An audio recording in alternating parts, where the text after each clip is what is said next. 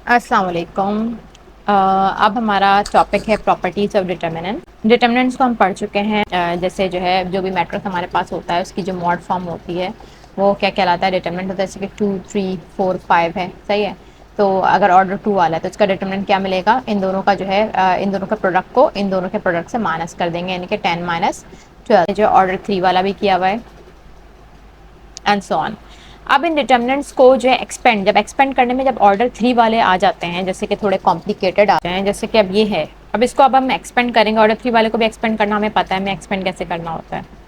अब अगर हम इसे भी एक्सपेंड करेंगे तो जाहिर सी बात है काफ़ी ज़्यादा कॉम्प्लिकेटेड हो जाएगा सॉल्व करने में। ठीक है, ये जो है डिटर्मिनेंट के अंदर जो प्रॉपर्टीज है इसको सॉल्व किया गया तो डिटर्मिनेंट के अंदर से बहुत सारी प्रॉपर्टीज निकली। तो समराइज करके जो है आप जो अब मैं आपको एक्सप्लेन करती हूँ। प्रॉपर्टीज ऑफ डिटर्मिनेंट में प्रॉपर्टी 1 है, the value of the determinants of any matrix A and its transpose are always same. The value of the determinant of any matrix A and its transpose are always same, यानी कि अगर determinant matrix का determinant हो या उसके transpose का determinant हो वो दोनों एक बराबर होता है। ठीक है, ये आपको एक फॉर्मूला याद रखना है। प्रॉपर्टी 2 क्या होगा, the interchanging of any two rows of a matrix A changes the sign of its determinant without altering its numerical value। यानी interchanging of any two rows of a matrix से हम कोई भी दो रॉज को आपस में इंटरचेंज कर रहे हैं। जैसे कि अगर हमारे पास एग्जांपल 0 3 4 3 2 2 1 2 और ये डिटर्मिनेंट की फॉर्म में मैं लिख देती हूँ उसको, यानी कि मॉड लग गया, समझो। ठीक है, ये मॉड लग गया तो ये डिटर्मिनेंट ए हुआ। अब मैं क्या करूंगी, दो रॉस को एक दूसरे के साथ इंटरचेंज करूंगी। रॉ 1 को रॉ 2 से इंटरचेंज करूंगी। ठीक है, रॉ 1 को रॉ 2 से इंटरचेंज करूंगी तो ये क्या होगा, इंटरचेंज तो हो जाता है लेकिन जो माइनस साइन है ना वो बाहर आ जाता है, यानी कि ये क्या होगा 2 1 2 फर्स्ट पे आ गया। रॉ 1 को रॉ 3 से इंटरचेंज कर रही हूँ अगर मैं, ठीक है, तो ये फर्स्ट पे आ गया। 4 3 2 अपनी जगह पे रहा और जो है 1 0 3 नीचे आ गया। तो जब हमने इन दोनों की जगह चेंज की, रॉ 1 को रॉ 3 से इंटरचेंज किया तो जो है सब कुछ तो सही मसला नहीं होगा, लेकिन बस सिर्फ और सिर्फ किस चीज़ का फर्क आएगा, साइन जो है माइनस का लगेगा। इस तरीके से जितनी बार चेंज करेंगे उतनी बार का माइनस आता रहेगा, तो ये एक टाइप है। थर्ड प्रॉपर्टी इसके अंदर क्या है, if two rows of a matrix are identical then its determinant is zero. बहुत सिंपल है, अगर जो है किसी भी मैट्रिक्स के दो रॉज, जैसे 1 3 0 रॉ 1 है और 1 3 0 रॉ 3 है, दोनों मैट्रिक्स के रॉज अगर इक्वल आ जाए जब उसका डिटर्मिनेंट निकाला जाएगा तो वो हमेशा जीरो होगा। तो हम इसकी प्रॉपर्टी को यूज करके भी काम कर सकेंगे। अच्छा, कोई भी बात अगर आपके लिए रॉज में लिखी गई है तो रॉज में लिखी हुई चीज वो कॉलम के ऊपर भी वैलिड होगी। ठीक है, कॉलम पे भी वैलिड होगी साथ। नेक्स्ट प्रॉपर्टी 4 है, if all the elements of a row of a square matrix are zero then its determinant is zero। किसी भी स्क्वायर मैट्रिक्स के तमाम किसी भी एक रॉ या कॉलम, यानी रॉ की बात की जाए तो हमेशा याद रखो कॉलम की बात है, तो किसी भी एक रॉ या कॉलम के तमाम एलिमेंट जीरो हैं, जैसे कि इसके अंदर रॉ 2 मैंने एग्जांपल में लिखा है, इसके तमाम एलिमेंट जीरो हैं, तो लाजमी तौर पर इसका डिटर्मिनेंट जीरो निकलेगा। ये प्रॉपर्टी हम यूज करेंगे। प्रॉपर्टी 5 इसके अंदर क्या है, if every element in a row of a matrix A is multiplied by the same number K then determinant A gets multiplied by K. यानी कोई भी रॉ की बात करें या कॉलम की, तो अगर उसका कोई एलिमेंट जो है के से मल्टीपल निकल रहा है, जैसे कि 5 10 15, ठीक है, ये 2 3 0 4 5 9 ऐसे अगर हमने ले लिया, ठीक है, तो रॉ 1 से कॉमन क्या ले सकते हैं, हम लिखेंगे टेकिंग कॉमन 5 फ्रॉम रॉ 1, हम इसको लिख देंगे टेकिंग। तो ये 5 कॉमन आ जाएगा तो क्या बचेगा, यहाँ पे आ गया 1 2 3 2 3 0 4 5 9। इस तरीके से जो रॉ का जो एक एलिमेंट है वो बाहर आराम से हम निकाल सकते हैं।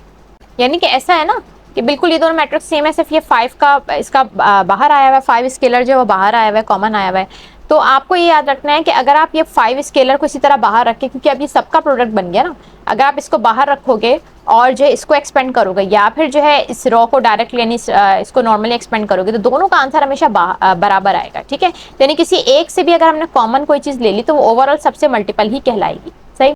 प्रॉपर्टी 6 क्या है, if every element of a row of a matrix A be expressed as the same two terms as the sum of two terms, then determinant A can be expressed as the sum of determinants of two matrices differing in the elements of that row but with remaining rows as the same as that of determinant A। अब property 6 थोड़ा सा देखो इसको कैसे कह सकते हैं।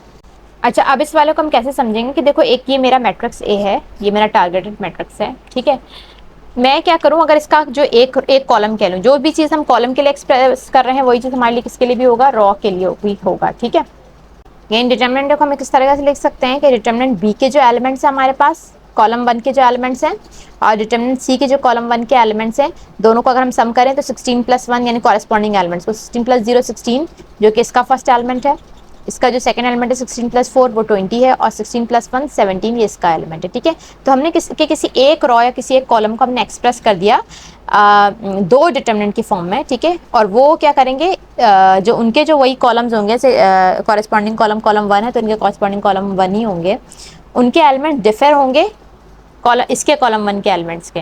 ठीक है, और ये सम होंगे उनके एलिमेंट्स के, और जो बाकी जो इनके दो कॉलम्स हैं वो एज इट इज रहेंगे जैसे कि इसके होते हैं। तो इस तरीके से भी हम एक्सप्रेस कर सकते हैं। ये भी हम नेक्स्ट प्रॉपर्टी 7 है।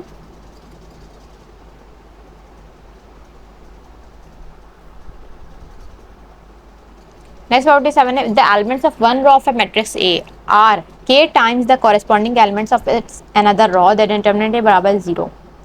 ये वाला एलिमेंट, ये वाला रो हो गया 5 10 15 और ये वाला रो हो गया 1 2 3, ये कोई है 4 0 5 कुछ भी है। ठीक है, अब इसमें से अगर हमने 5 कॉमन ले लिया तो जो क्या बन जाएगा, ये 1 2 3 दोबारा बन जाएगा, ये 1 2 3 ऑलरेडी है, ये 4 0 5 है।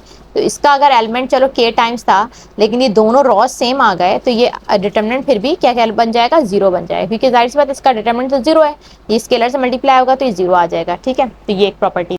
लास्ट जो है वो भी हम बहुत यूज करेंगे कि if to each element of a row of a matrix A is added a constant multiple of the corresponding element of another row, यानी कि एक दूसरी रो का जो है कोई भी एलिमेंट इसके अंदर ऐड करें, पहली रो के अंदर उसका मल्टीपल भी कुछ भी ऐड करें तो वैल्यू ऑफ डिटरमिनेंट ए जो है अनऑल्टर्ड रहेगी। यानी कि इसकी मैं एग्जांपल आपको समझाती हूँ। जैसे मेरे पास ये ऑलरेडी मैट्रिक्स डिटरमिनेंट मौजूद है, मैं इसके अंदर रो, यानी मैं यूँ कहूँगी कि मैं रो 1 के अंदर रो 2 ऐड करवाने जा रही हूँ, तो मैं रो 1 के अंदर रो 2 ऐड करवा सकती हूँ।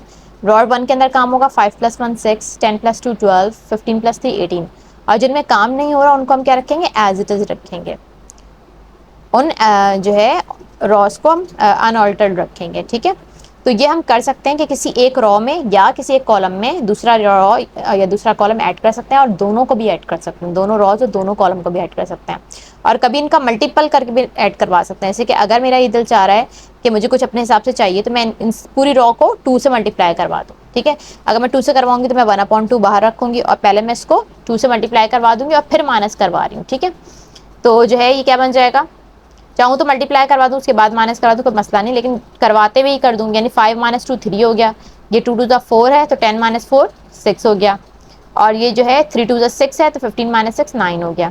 यानी उसके बाद फिर मैंने माइनस करवाऊँ, चाहूँ प्लस करवा दूँ, मैं क्या लिखूंगी, रो 1 - 2 रो 2 ये लिख सकते हैं। ठीक है, इसमें मैंने क्या किया था, रो 1 में रो 2 को ऐड किया था। तो इस तरह के सारी चीज़ें रॉस कॉलम को आपस में ऐड करवा सकते हैं, और इससे जो है डिटरमिनेंट की वैल्यू के ऊपर कोई फर्क नहीं पड़ेगा। तो ये सारे के सारे 8 प्रॉपर्टीज थे। उसके बाद जब हम इनकी एक्सरसाइजेस करेंगे ना तो उससे भी बहुत अच्छी तरीके से क्लियर हो जाएगा जब हम इन प्रॉपर्टीज़ को यूज़ करेंगे। तो ठीक है, तो अगर तुम लोगों को वीडियो पसंद आई है तो इसे लाइक एंड सब्सक्राइब करो, और कोई भी सजेशंस देना हो या कुछ भी क्वेश्चंस पूछने हो तो ज़रूर पूछो मुझसे, कमेंट करो ताकि मैं जो उसका जवाब दे सकूँ।